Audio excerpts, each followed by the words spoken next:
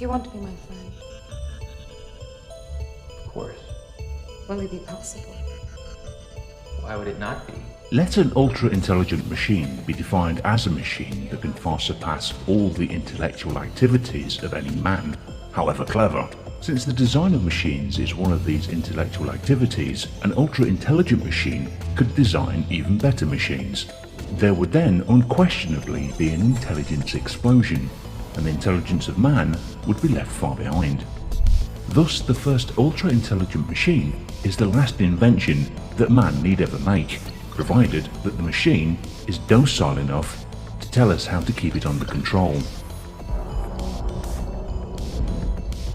This was a quote from the work of the British mathematician I.J. Good, who in 1965 originated the concept now known as intelligence explosion, or the technological singularity, which anticipates the eventual advent of superhuman intelligence.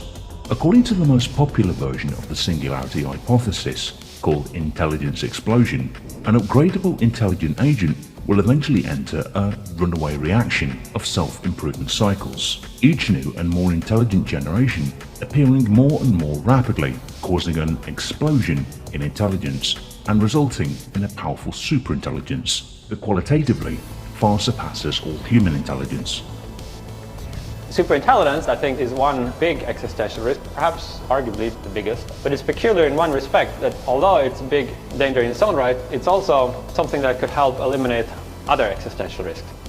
If we imagine like a very simple model where we have synthetic biology, nanotechnology, and AI, we don't know which order they will come. Maybe they each have some existential risks associated with them.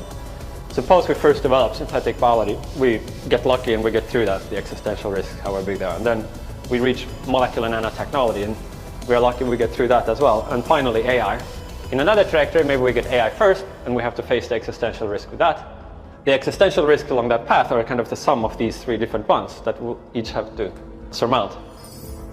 The first use of this concept of singularity, in its modern sense, occurs at least as early as 1983 in the Coming Technological Singularity essay by Vernor Vinge, referring to a hypothetical future development of advanced machines, in which he wrote that the singularity would signal the end of the human era, as the new superintelligence could continue to upgrade itself and would advance technology at an incomprehensible rate. 4 polls of AI researchers conducted in 2012 and 2013 by Nick Bostrom and Vincent C. Muller suggested a probability estimate of 50% that artificial general intelligence, or AGI, would be developed by 2040 to 2050. Ultimately, we will be surpassed by intelligent machines, assuming we haven't succumbed to existential catastrophe prior to that. So the question of how far away we are from human-level machine intelligence, I think the short answer is that nobody knows. We did a survey of leading AI experts, and one of the questions we asked was, by what year do you think there is a 50% chance that we will have human-level machine intelligence? And so the median answer to that we got was 2050 or 2040, depending exactly which group of experts we asked. We also asked, like, by what year do you think there's a 90% probability? And we got 2070 or 2075.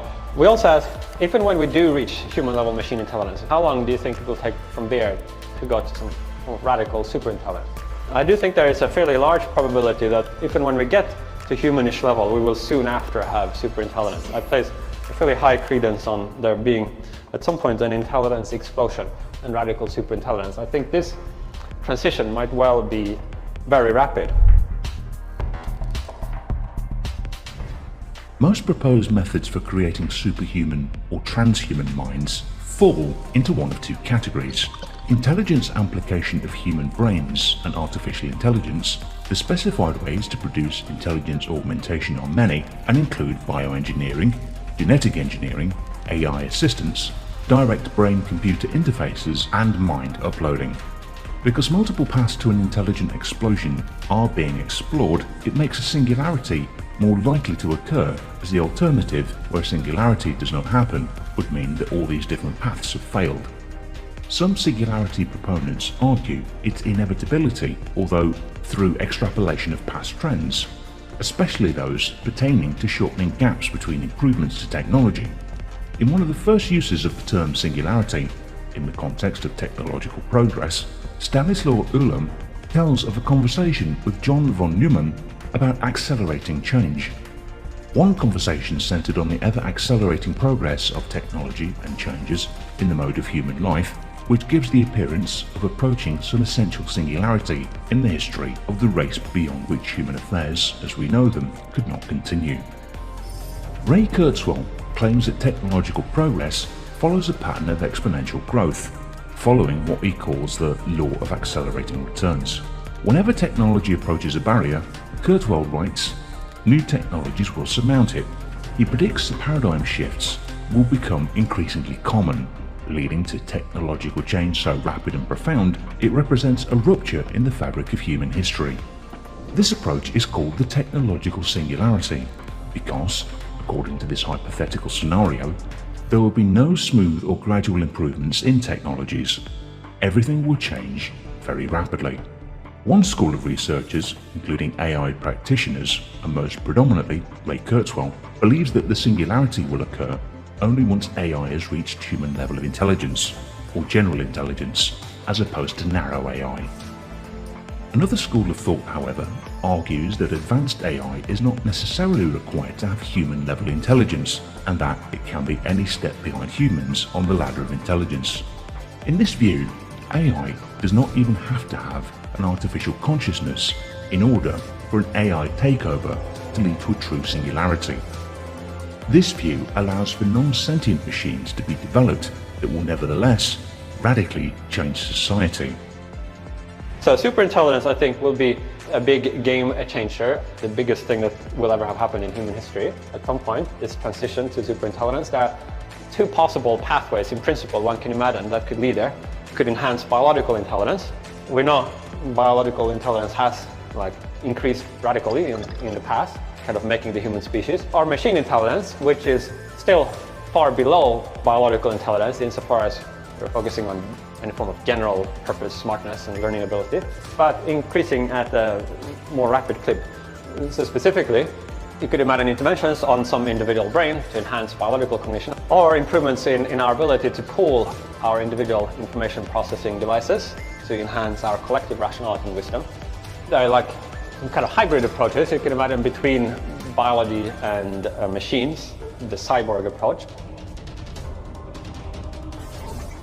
Public figures such as Stephen Hawking and Elon Musk have expressed concern that full artificial intelligence, or strong AI, could result in human extinction.